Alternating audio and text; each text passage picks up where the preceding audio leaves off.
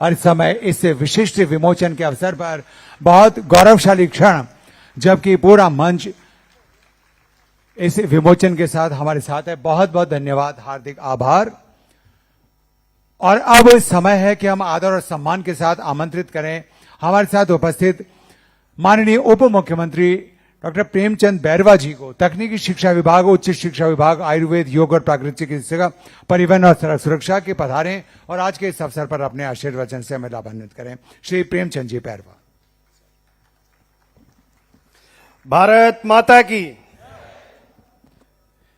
आज इस राज्य स्तरीय शिक्षक सम्मान समारोह के हमारे बीच में विराजमान हमारे इस प्रदेश के लाडले, जन जन के प्रिय और इस राजस्थान के भागीरथी यशस्वी मुख्यमंत्री माननीय भजनलाल शर्मा जी, आज के इस कार्यक्रम की अध्यक्षता कर रहे कैबिनेट के हमारे वरिष्ठ प्रदेश के शिक्षा मंत्री सम्मान्य मदन दिलावर जी, श्री कृष्ण कुणाल जी, शासन सचिव स्कूल शिक्षा, श्रीमती अनुपमा जोरवाल जी, श्री सीताराम जाट साहब, श्री विश्वमोहन जी, श्री मनीष गोयल जी, श्रीमती श्वेता फगोड़िया जी, आज के इस शिक्षक सम्मान समारोह में सम्मानित होने वाले सभी प्रदेश के कर्मठ और विद्वान शिक्षकगण,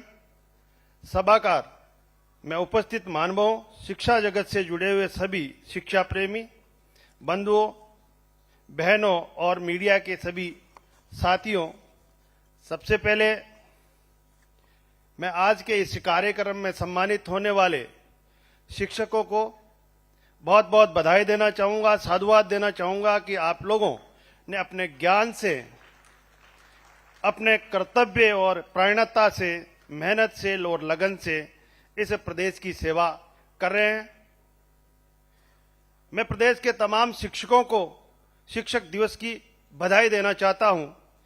आज जिन शिक्षकों का सम्मान किया जा रहा है, इनके अतिरिक्त जो भी प्रदेश के ऐसे बहुत से सम्मानित होने वाले शिक्षक हो सकते हैं, आगे भी आप सब सम्मान के पात्र बनेंगे। मैं सभी को इस अवसर पर बहुत बहुत बधाई और शुभकामनाएं देना चाहूंगा। देश के द्वितीय राष्ट्रपति सर्वपल्ली राधाकृष्णन जी भी एक शिक्षक ही थे, किंतु देश के सर्वोच्च पद पर आसीन रहते हुए भी उन्होंने कहा था कि मुझे सबसे अधिक गर्व मेरे शिक्षक होने का है, मुझे सबसे अधिक खुशी मेरे शिक्षक होने की है। उन्होंने अपने जन्मदिन को शिक्षक दिवस के रूप में मनाने का जो आग्रह किया था, जो आज हम सभी उनके जन्म जीवन पर हम शिक्षक दिवस मनाते हैं। आचार्य चाणक्य ने कहा था कि एक आदर्श शिक्षक सच्चरित्र और कर्तव्यनिष्ठ और अपने विषय का पूर्ण ज्ञान होना चाहिए। शिक्षक एक राष्ट्र निर्माता होता है और उसके हाथों में ही भविष्य का निर्माण और विनाश होता है। शिक्षक का कार्य सिर्फ शिक्षा देना ही नहीं, बल्कि शिष्य को अंधकार से प्रकाश की ओर लाया जाना है। एक सच्चा गुरु अपने शिष्य की कमियों को दूर करके उसकी योग्यता को निखारता है। समाज और राष्ट्र के कल्याण में गुरु का योगदान बहुत ही बड़ा होता है। शिक्षा केवल रोजगार का माध्यम नहीं, बल्कि आत्मनिर्भरता और सशक्तिकरण का एक आधार है। हमारा पहला शिक्षक, पहला गुरु हमारी मां होती है, किंतु जब हम शैशव अवस्था से ऊपर उठते हैं तो धीरे धीरे इस दुनिया से परिचित होते हैं। तो इस दुनिया में एक गूढ़ रहस्य को लेकर आधुनिक ज्ञान विज्ञान के परिचय का एक शिक्षक ही हमारे को करवाता है। बिना शिक्षा के कोई भी व्यक्ति जीवन की ऊंचाइयां नहीं छू सकता है। आज हम सब जिस स्थान पर हैं, उसमें हमारे शिक्षकों का बहुत योगदान है। जिस पर गुरु की कृपा होती है वह निश्चित रूप से भाग्यशाली होता है, और जो गुरु की कृपा से वंचित रह जाता है वह जीवन में बहुत पीछे रह जाता है। मैं ये गर्व से कह सकता हूं कि आज राजस्थान प्रदेश के हमारे यशस्वी माननीय मुख्यमंत्री भजनलाल शर्मा जी के नेतृत्व में शिक्षा और रोजगार के क्षेत्र में अद्भुत काम हो रहा है। हमारी सरकार, हमारे यशस्वी मुख्यमंत्री जी की मान्यता है कि टेक्नोलॉजी के माध्यम से हम सामान्य मानव के जीवन को आसान बना सकते हैं और तकनीकी शिक्षा को बढ़ावा देकर हम इस टेक्नोलॉजी का फायदा आमजन तक पहुंचा सकते हैं। तकनीकी शिक्षा किसी एक व्यक्ति की नहीं बल्कि संपूर्ण समाज और राज्य की उन्नति का मार्ग है। इसी सोच को साकार करने के लिए हम राज्य के इंजीनियरिंग, पॉलिटेक्निकल कॉलेजों और आधुनिक तकनीकी संस्थानों को सुसज्जित कर रहे हैं। माननीय हमारे यशस्वी मुख्यमंत्री भजनलाल जी शर्मा जी के नेतृत्व में हमारी सरकार युवाओं के कौशल विकास के लिए और डिजिटल लर्निंग के लिए विश्व स्तरीय आधारभूत संरचना विकसित करने पर ध्यान केंद्रित कर रही है। हमारा स्पष्ट उद्देश्य है कि हम केवल डिग्रियां नहीं बल्कि दक्षता भी दें, नौकरियां नहीं बल्कि नवाचार भी करें। हम चाहते हैं कि राजस्थान के युवा देश के स्टार्टअप इकोसिस्टम में अपनी सशक्त उपस्थिति दर्ज करा रहे हैं। ये सिर्फ प्रतिस्पर्धा के भागीदारी नहीं बने बल्कि हम लीडर बने और रोजगार देने वाले बने। इसी उद्देश्य से हमने राज्य के प्रमुख तकनीकी संस्थानों के एआई और रोबोटिंग और प्रिंटिंग जैसे भविष्य केंद्रित पाठ्यक्रमों की शुरुआत की है। हम इस बात को भलीभांति जानते हैं कि जो राष्ट्र तकनीकी मोर्चे पर आगे होता है वही भविष्य का मार्गदर्शक बनता है। हम अपने युवाओं को सशक्त बनाएंगे, उन्हें भविष्य के लिए तैयार करेंगे और ये सुनिश्चित करेंगे कि हर छात्र, चाहे वह शहर का हो या गांव का, सभी को गुणवत्तापूर्वक शिक्षा का अवसर मिले। मैं आपको आश्वस्त करना चाहता हूं कि हमारा लक्ष्य उच्च शिक्षा और तकनीकी शिक्षा को इस प्रकार से सशक्त बनाना है कि जैसे वैश्विक मानकों के अनुरूप हो, साथ ही भारत की आवश्यकताओं से भी जुड़ा हो।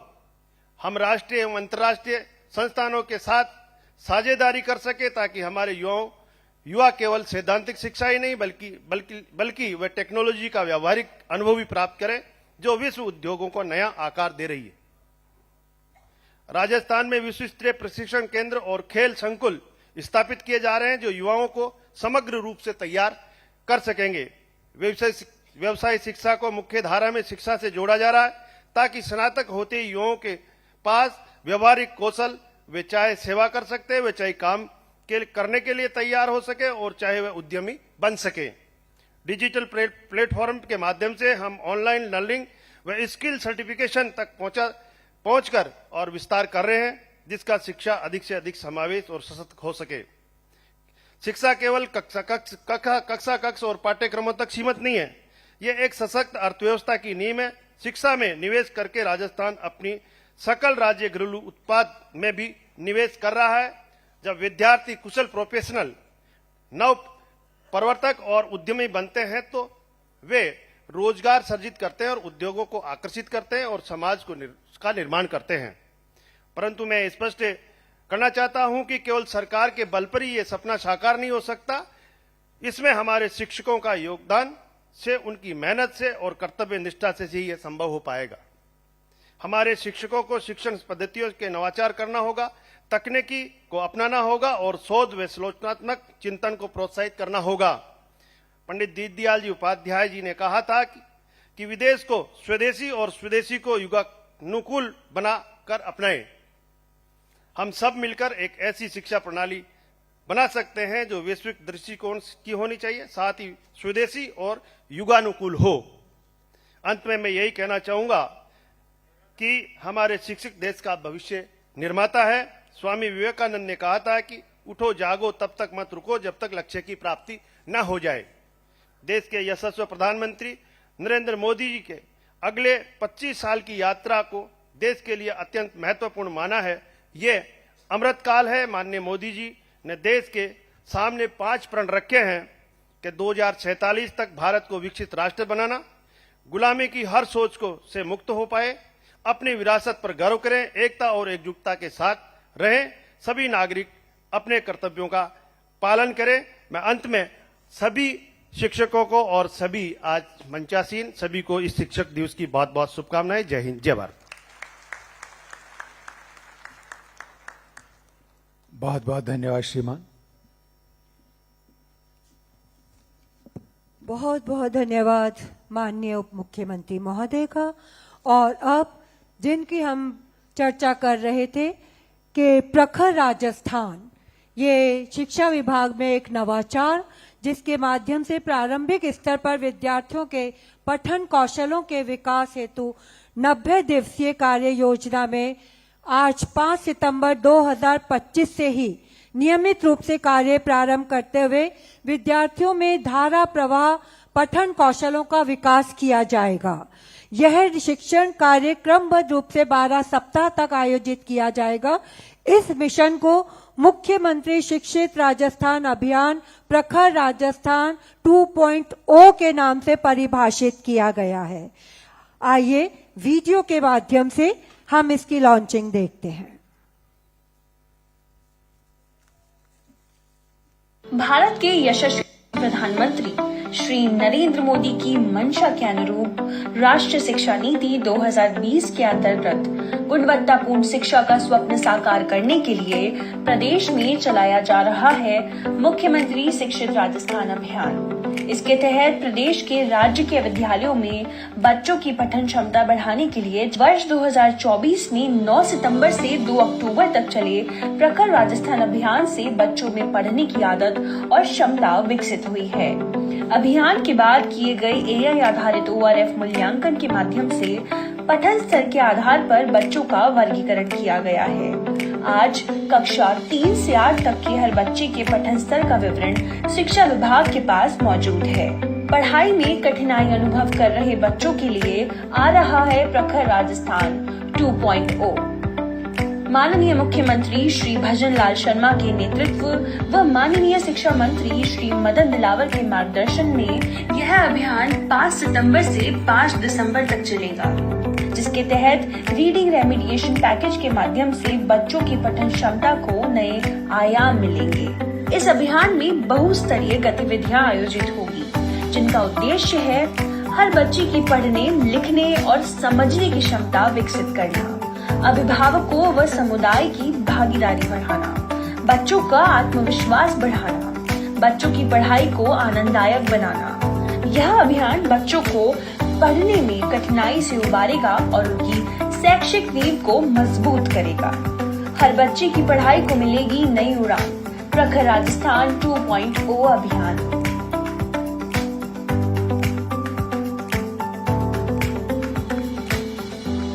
प्रखर राजस्थान 2.0 का शुभारंभ आज 5 सितंबर 2025 को ही माननीय मुख्यमंत्री महोदय एवं माननीय शिक्षा मंत्री महोदय द्वारा किया जा रहा है। इसके लिए मैं आमंत्रित कर रही हूं सम्मानित मंच को। पोस्टर विमोचन के माध्यम से हम इस कार्य का प्रारंभ करें। पोस्टर विमोचन प्रखर राजस्थान 2.0 सम्मानित मंच से निवेदन अनुरोध। और आप सबसे भी निवेदन करेंगे कि जोरदार तालियों के साथ करतर ध्वनि के साथ इस पोस्टर विमोचन के साथ इस विशिष्ट प्रोजेक्ट का शुभारंभ और स्वागत करें।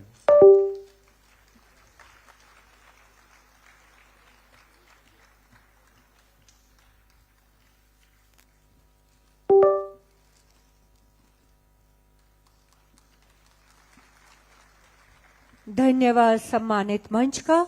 और हम कहते और सुनते आ रहे हैं और हमारे मध्य हमारे प्रांत के मुखिया विराजमान हैं, उप मुख्यमंत्री जी विराजमान हैं, शिक्षा मंत्री महोदय विराजमान हैं और निरंतर राजस्थान आप सभी के मार्गदर्शन में शिक्षित राजस्थान और विकसित राजस्थान की ओर निरंतर अग्रसर है। इसी में एक नवाचार आज और किया जा रहा है, ऑन डिमांड परीक्षा की। करतल ध्वनि जोरदार होनी चाहिए। आज दिनांक 5 सितंबर 2025 को Rajasthan state open school Jaipur की ऑन डिमांड परीक्षा का शुभारंभ किया जा रहा है। इस योजना के अंतर्गत कक्षा 10वीं एवं 12वीं में देश भर के 78 शिक्षा बोर्डों से अनुत्तीर्ण रहे अभ्यर्थियों को पुनः परीक्षा में सम्मिलित होने का अवसर प्रदान किया जाएगा। ये पहल उन विद्यार्थियों के लिए एक महत्वपूर्ण सुविधा सिद्ध होगी जिनका शैक्षणिक वर्ष असफलता के कारण प्रभावित हुआ है। करतल ध्वनि, जोरदार करतल ध्वनि के साथ हमारे सम्मानित मंच का और शिक्षा विभाग के नवाचारों का बहुत बहुत धन्यवाद। सम्मानित मंच का इस ऑन डिमांड परीक्षा प्रणाली के माध्यम से विद्यार्थी अपनी सुविधा के अनुसार परीक्षा में सम्मिलित हो सकेंगे, जिससे उनका शैक्षणिक वर्ष बच सकेगा तथा वे आगे की पढ़ाई और रोजगार के अवसरों का लाभ ले सकेंगे। और अब Rajasthan state open school Jaipur का एक और नवाचार ऑन डिमांड परीक्षा, जिसमें विद्यार्थी अपनी तैयारी के अनुसार दे सकेंगे परीक्षा। इसमें देश भर के 78 बोर्ड से अनुत्तीर्ण अभ्यर्थी कर सकेंगे आवेदन। प्रथम चरण में प्रदेश में बनाए गए हैं 3 परीक्षा केंद्र, जयपुर, उदयपुर व बीकानेर। प्रतिदिन प्रति केंद्र अधिकतम 100 अभ्यर्थी दे सकेंगे परीक्षा। माह के प्रथम 3 सप्ताह में होगी परीक्षा व अंतिम सप्ताह में होगा परीक्षा परिणाम घोषित। जब चाहो तब परीक्षा। इस प्रणाली के माध्यम से विद्यार्थी शीघ्र पुनः प्रवेश पाकर न केवल एक शैक्षणिक वर्ष बचा सकेंगे, बल्कि अगली कक्षा में समय से प्रवेश भी प्राप्त कर पाएंगे।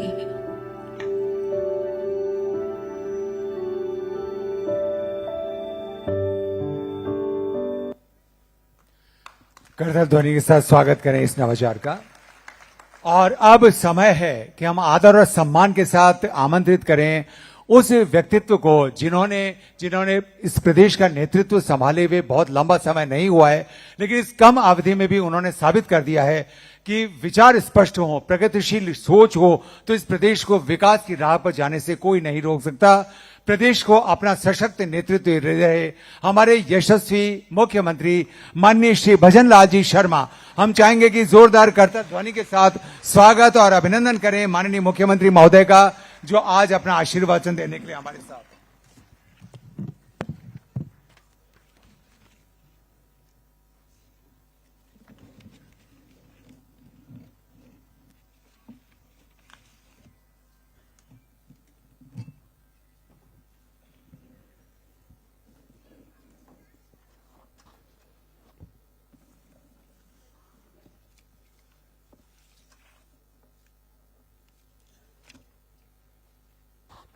बोलिए भारत माता की।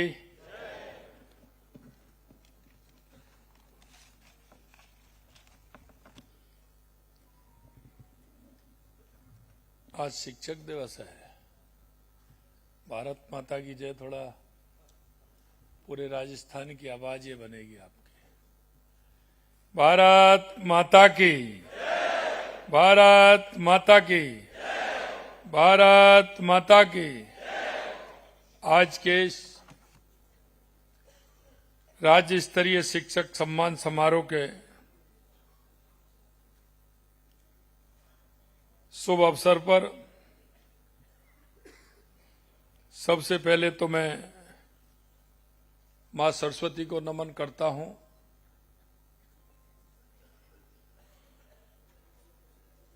और देश के एक महान व्यक्तित्व जिन्होंने आजादी से पहले और आजादी के बाद में अपने आप को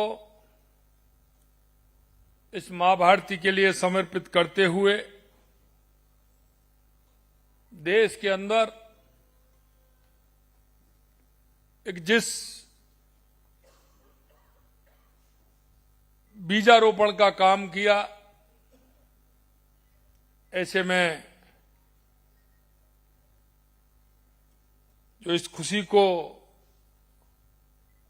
हम कहने से नहीं अंतर आत्मा की आवाज से बांट सकते हैं कि जो ये कहते थे कि लोग मेरे को शिक्षक के नाम से जाने, ये मेरी सबसे ज्यादा प्रसन्नता होगी। ऐसे डॉक्टर सर्वपल्ली राधाकृष्णन जी को उनके चरणों में प्रणाम करता हूं और उनको श्रद्धांजलि अर्पित करता हूं। और मैं आगे के इस राज्य स्तरीय सम्मेलन के इस कार्यक्रम में मंच पर विराजमान कैबिनेट में मेरे साथी उप मुख्यमंत्री भाई प्रेमचंद जी बैरवा, जिन्होंने बहुत ही मार्मिक आज शिक्षक दिवस के अवसर पर अपने विचार रखे। हमारे दूसरे कैबिनेट के साथी शिक्षा मंत्री सम्मानीय मदन दिलावर जी, जो मन से शिक्षा के क्षेत्र में बदलाव लाना चाहते हैं, लगातार शिक्षा मंत्री बनने के बाद वो बहुत ही गति से काम कर रहे हैं। ऐसे माननीय हमारे शिक्षा मंत्री मदन दिलावर जी, शासन सचिव स्कूल शिक्षा एवं पुस्तकालय विभाग कृष्ण कुणाल जी, आयुक्त mid day meal बिस्मोन Sharma ji, राज्य परियोजना निदेशक आयुक्त राजस्थान स्कूल शिक्षा परिषद अनुपमा जोरवाल जी, संयुक्त शासन सचिव शिक्षा मनीष गोयल जी, निदेशक माध्यमिक एवं प्रारंभिक शिक्षा सीताराम जाट जी, निदेशक राजस्थान राज्य शैक्षिक अनुसंधान एवं प्रशिक्षण परिषद श्वेता फगड़िया जी, और हमारे बीच में हमारे सेवा भारती से आए सम्मानीय मूलचंद जी भाई साहब, माननीय करण सिंह जी जो किसान संघ से आए हैं, और मेरे सामने बैठे वो सभी शिक्षक जो आज मेरा सौभाग्य है कि उनको सम्मान करने का अवसर मुझे मिला है।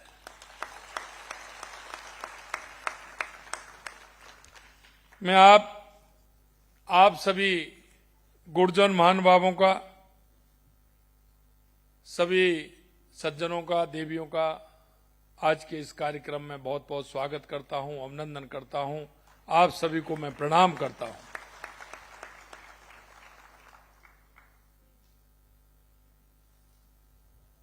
आज शिक्षक दिवस के इस पावन अवसर पर राज्य स्तरीय शिक्षक सम्मान समारोह आप सभी के बीच में मैं उपस्थित होकर अपने आप को गौरवान्वित महसूस कर रहा हूं। यह दिन केवल एक उत्सव नहीं बल्कि उन शिक्षकों के प्रति कृतज्ञता का दिन है जो समाज का भविष्य गढ़ते हैं। मेरे प्यारे भाई बहनों, में शिक्षा का वास्तविक उद्देश्य केवल जानकारियां जुटाना नहीं बल्कि व्यक्ति का संपूर्ण विकास करना है। शिक्षा मनुष्य और समाज का निर्माण करने वाली शक्ति है, और आज मैं कह सकता हूं उस शक्ति के भाग आप सभी मेरे सामने बैठे हो। हमारे शास्त्रों में एवं संस्कारों में कहा जाता है, गुरु ब्रह्मा गुरु विष्णु गुरु देवो महेश्वरा गुरु साक्षात परम ब्रह्म तस्मै श्री गुरुवे नमः। ये कोई वाक्य नहीं है, श्लोक नहीं है संस्कृत का, ये हमारी आत्मा है। ये हमारे देश को, समाज को दिशा देने का आधार है। आप अगर मन में विचार करोगे तो गुरु भी गुरुओं ने ही बनाया है।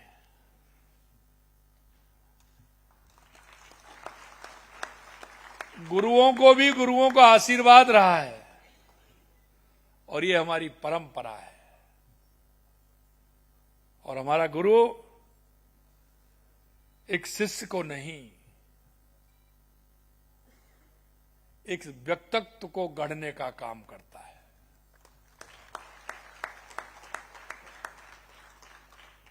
गुरु की स्थिति उस प्रजापति की होती है जो एक मटके के अंदर जब उसको ठोकता है, बनाता है, तो उसमें एक हाथ उसके अंदर होता है और दूसरा हाथ बाहर होता है, और उस पर जब वो चोट करता है तो अंदर का सहारा लगाता है और ऊपर से धीरे धीरे ठोकता है। और जब उसका स्वरूप निखरता है तो अपना किस तरह से वो काम करता है, और हम सबको उसको देखने में और उसको जब हम काम में लेते हैं तो हम जिस उद्देश्य के लिए उसको लेकर के आते हैं वो उद्देश्य हमारा पूरा होता है। मैं आप सभी गुरुजनों को यही कहना चाहता हूं कि हमारी ये भारतीय संस्कृति में गुरु शिष्य परंपरा हजारों वर्ष से ज्ञान प्रकाश फैलाती आई है, और आप किस तरह से उस शिष्य को एक मजबूत, एक विचार, एक संस्कार देने का काम करते हैं। मैं कह सकता हूं कि इस राष्ट्र को मजबूत बनाने में, समाज को दिशा देने में, समाज का उत्थान करने में अगर सबसे पहले किसी का योगदान है तो वो हमारे गुरुओं का योगदान है, हमारे गुरुओं का योगदान।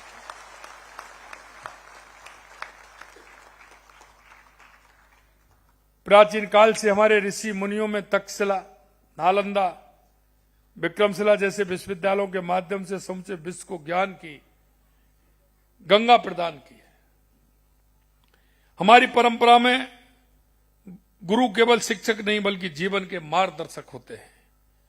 महर्षि द्रोणाचार्य से लेकर के चाणक्य तक हमारे गुरुओं ने न केवल विद्या दी बल्कि संस्कार और मूल्यों का भी संचार किया है। राजस्थान की धरती सदैव से ही विद्या और संस्कृति के लिए पावन भूमि रही है, और मैं कह सकता हूं कि राजस्थान के वो संस्कार हैं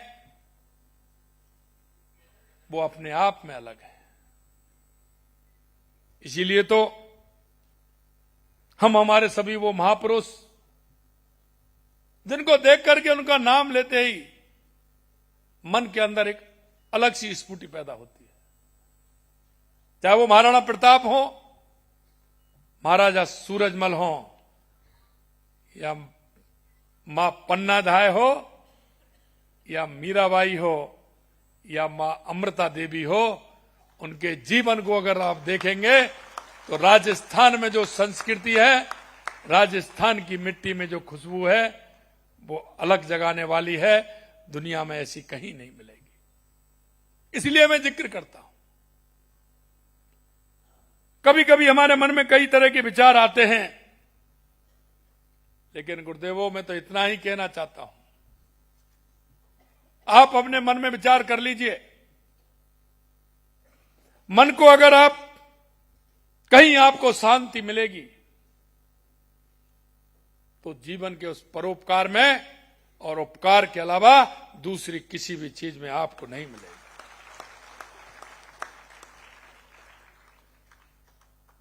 आपने देखा यहां के महाराजा सवाई सिंह जयसिंह द्वितीय ने जयपुर में जंतर मंतर बनवाकर खगोल विज्ञान को नई ऊंचाइयां देने का काम किया था।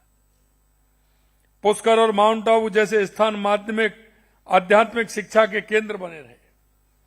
राजस्थान में ज्ञान हस्तांतरण की परंपरा अत्यंत समृद्ध रही। यहां के कलाकार ने पीढ़ी दर पीढ़ी इतिहास, संस्कृति और नैतिक मूल्यों को आगे बढ़ाया। हमारी संस्कृति, शास्त्रीय संगीत से लेकर के हमारे जितने भी गायन के क्षेत्र में हमारे कलाकार हैं, उन्होंने राजस्थान का नाम ऊंचा करने का काम किया है। हमारे गीतों और कहानियों में नई परंपरा आज भी जीवंत है, जो संस्कार देती है, और उस संस्कार के माध्यम से लगातार जो हमारी पीढ़ी है उसको जिस तरह के संस्कार मिल रहे हैं वो आप सभी के सामने है। मैं सिर्फ इतना कहना चाहता हूं कि हमारे संस्कार लगातार आने वाली पीढ़ी में इसी तरह से मिलते रहेंगे तो हमारे विचार और हमारे राजस्थान की खुशबू दुनिया के अंदर फैलती रहेगी।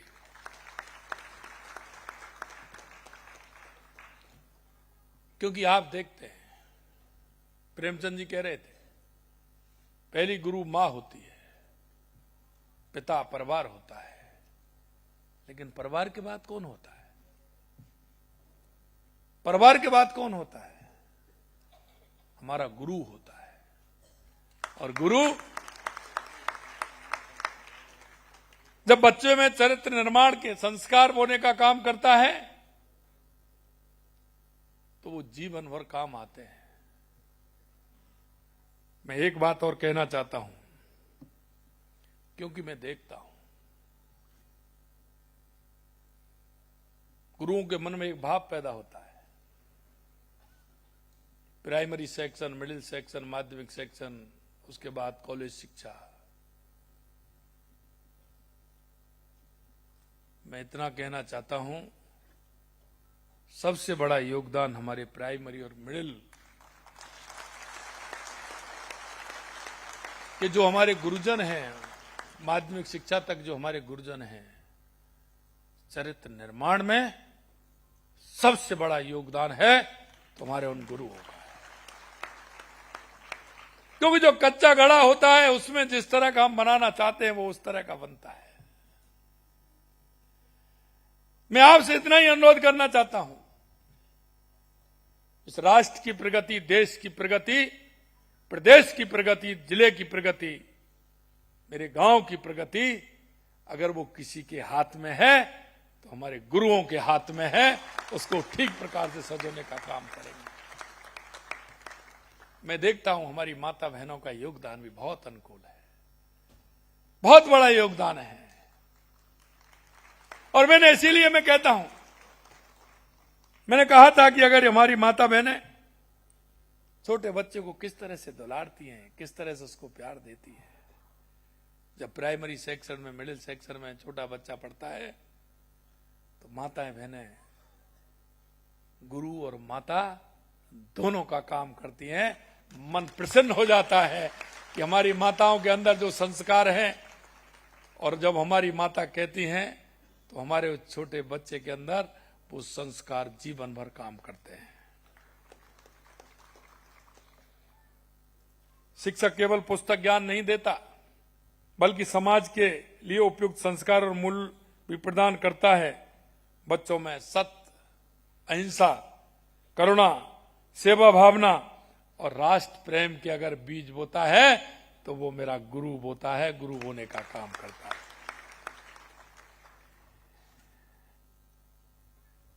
आप केवल गणित के फार्मूले या इतिहास की तारीखें नहीं सिखाते हैं, आप जीवन का सबसे बड़ा पाठ पढ़ाते हैं।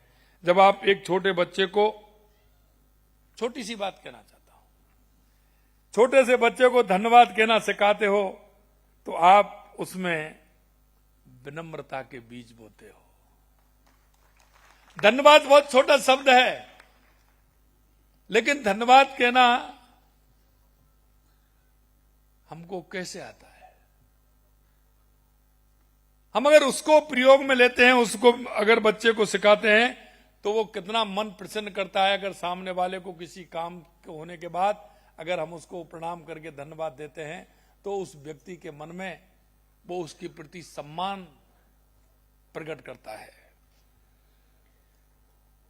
आप सिखाते हैं असफलता कोई अंत नहीं बल्कि एक नई शुरुआत होती है। आप सिखाते हैं कि ईमानदारी सबसे बड़ा धन है। आप सिखाते हैं दूसरों की सेवा सच्ची पूजा है।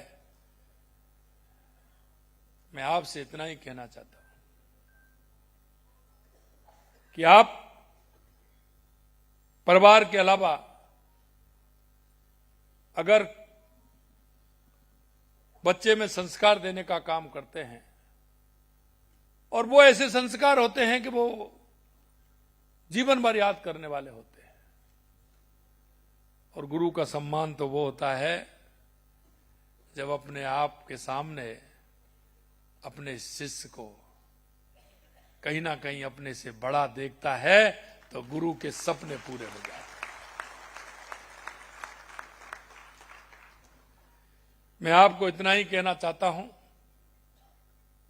कि राष्ट्र के निर्माण में हम हमारी सहभागिता, क्योंकि जिस गुरु ने हमको और आपको भी पढ़ाया है उनके भी सपने यही थे, और हमको ये भी नहीं भूलना चाहिए कि हम भी किसी न किसी गुरु की कृपा से अपने स्थान पर आए हैं। मित्रों, आज गर्व से कह सकता हूं कि हमारी सरकार ने शिक्षा के क्षेत्र में महत्वपूर्ण बदलाव किए हैं और हम करने वाले हैं, क्योंकि हम उस काम को करते हैं जिससे प्रदेश की प्रगति हो, राष्ट्र की प्रगति हो, हमारा प्रदेश मजबूत हो और हमारा राष्ट्र मजबूत हो, हमारा जिला मजबूत हो, हमारी तहसील मजबूत हो, हमारा गांव मजबूत हो। शिक्षा विभाग में 20,000 से अधिक नियुक्ति दी गई हैं और 18,000 से अधिक शिक्षकों के पदों के लिए विज्ञापन जारी किए जा चुके हैं। 33,217 कार्मिकों को पदोन्नत किया गया है। ये इस बात का प्रमाण है कि हम शिक्षा की गुणवत्ता के लिए प्रतिबद्ध हैं। हमने शिक्षा को डिजिटल बनाने में भी महत्वपूर्ण कदम उठाए हैं। राज्य के 4,000 से अधिक विद्यालयों में 8,000 से अधिक स्मार्ट क्लासरूम स्थापित किए हैं। 88,800 मेधावी विद्यार्थियों को इंटरनेट कनेक्शन समेत निःशुल्क टैबलेट वितरित करने का काम किया है। ई पाठशाला व्हाट्सएप चैनल के माध्यम से विषय विशेषज्ञ शिक्षकों की ऑनलाइन लाइव क्लास उपलब्ध कराई जा रही है। हमने वर्ष 2024-25 में माध्यमिक शिक्षा विभाग द्वारा 139 करोड़ रुपए और प्रारंभिक शिक्षा विभाग द्वारा 24 करोड़ रुपए से अधिक की छात्रवृत्ति वितरित की गई है। मुख्यमंत्री अनुप्रत कोचिंग योजना के तहत 174 करोड़ रुपए व्यय किए हैं। मेरिट छात्रवृत्ति योजना के अंतर्गत 4 करोड़ रुपए की छात्रवृत्ति दी गई है। गार्गी पुरस्कार योजना में 175 करोड़ रुपए की राशि वितरित की गई है। कालीबाई उच्च शिक्षा स्कूटी योजना और देवनारायण छात्र स्कूटी योजना के तहत हजारों स्कूटी वितरित की गई हैं। 3 लाख से अधिक युवाओं को केंद्र और राज्य प्रायोजित योजनाओं के तहत कौशल प्रशिक्षण प्रदान कर लाभान्वित किया गया है। मुख्यमंत्री युवा संबल योजना के अंतर्गत 1,70,000 नई स्वीकृतियां जारी की गई हैं। मैं आपसे इतना ही कहना चाहता हूं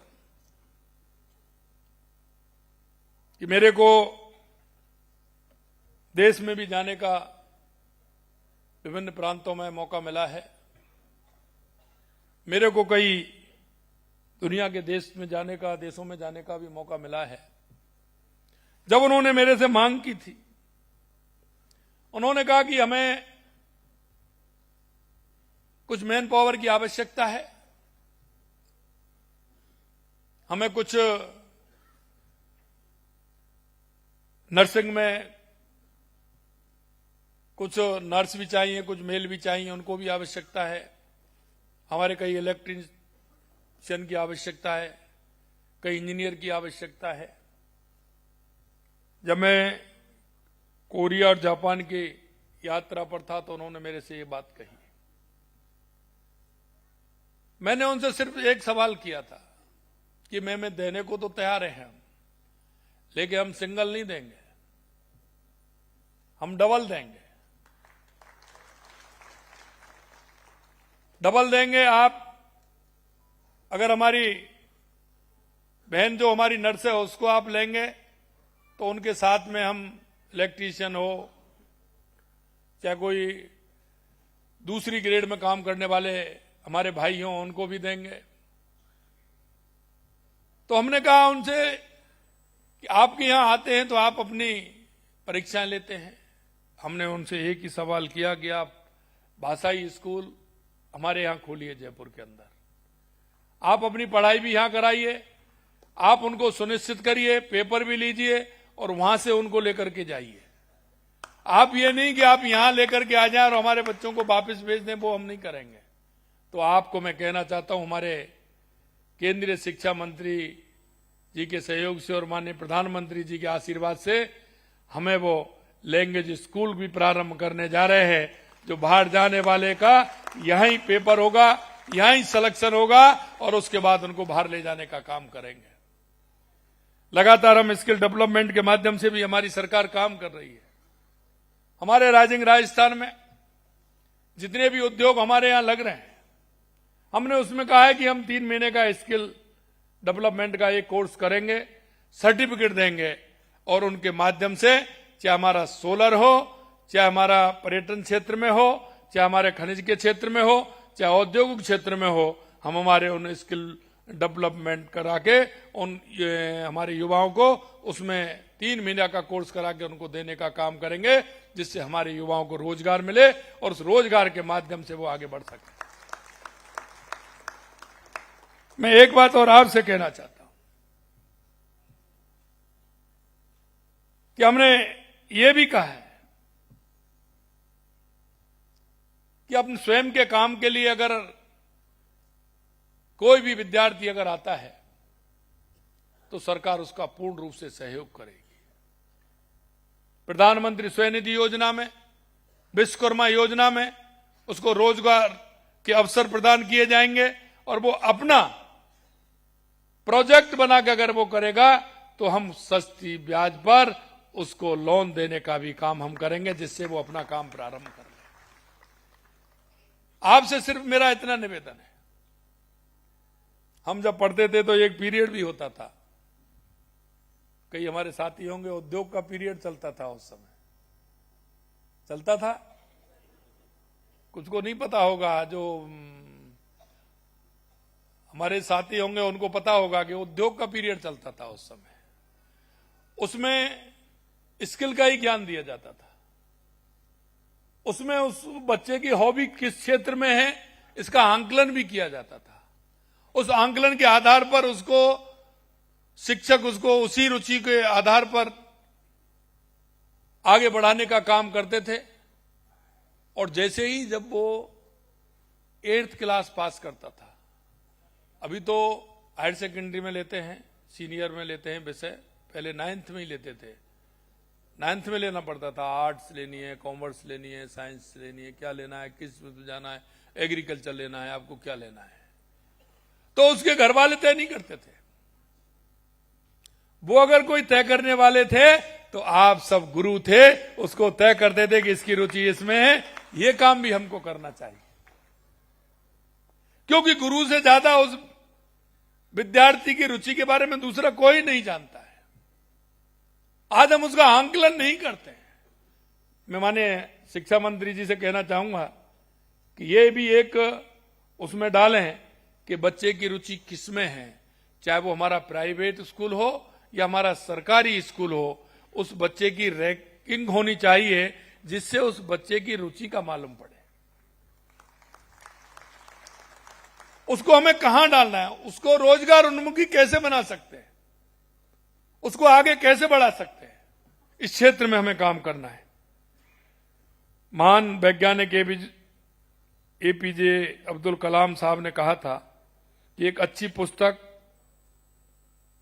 पुस्तक 1000 दोस्तों के बराबर होती है, लेकिन एक अच्छा दोस्त एक लाइब्रेरी के बराबर होता है। लेकिन मैं एक दूसरी बात कहता हूं, लेकिन मैं कहता हूं कि एक अच्छा शिक्षक 1000 लाइब्रेरी के बराबर होता है। आप केवल ज्ञान के भंडार नहीं हैं, आप स्वप्न जगाने वाले हैं। आपके एक प्रेरणादायी शब्द से एक निराश विद्यार्थी आशा की किरण पा जाता है। आपके शब्दों से एक कमजोर छात्र भी उसके अंदर विश्वास जग जाता है।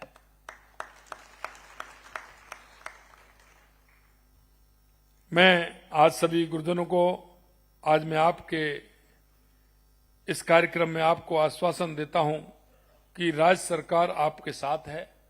हमने शिक्षा के क्षेत्र में अनेक सुधार किए हैं और लगातार कर रहे हैं।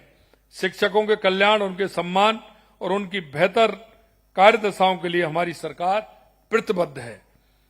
हमारा मानना है कि जब तक शिक्षक सम्मानित महसूस नहीं करता, तब तक शिक्षा का विकास नहीं हो सकता। आज का ये कार्यक्रम केवल एक दिन का कार्यक्रम नहीं है, ये हमारी नीति है। मैं सभी शिक्षकों को आभार व्यक्त करता हूं। आपने मुझ में भी, क्योंकि आज मैं भी हूं और मंच पर बैठे हमारे सभी साथी हैं, वो आपकी वजह से है। हर व्यक्ति के जीवन में गुरु का बहुत बड़ा योगदान होता है और ये हमें भूलना नहीं चाहिए।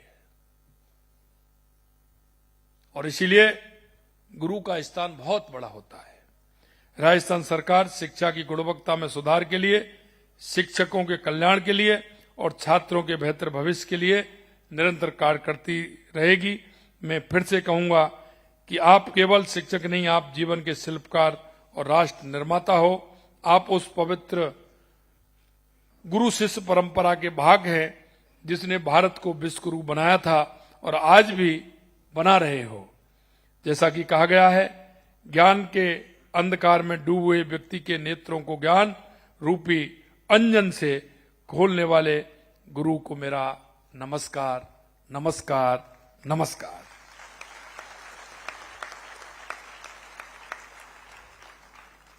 अंत में मैं इतना कहूंगा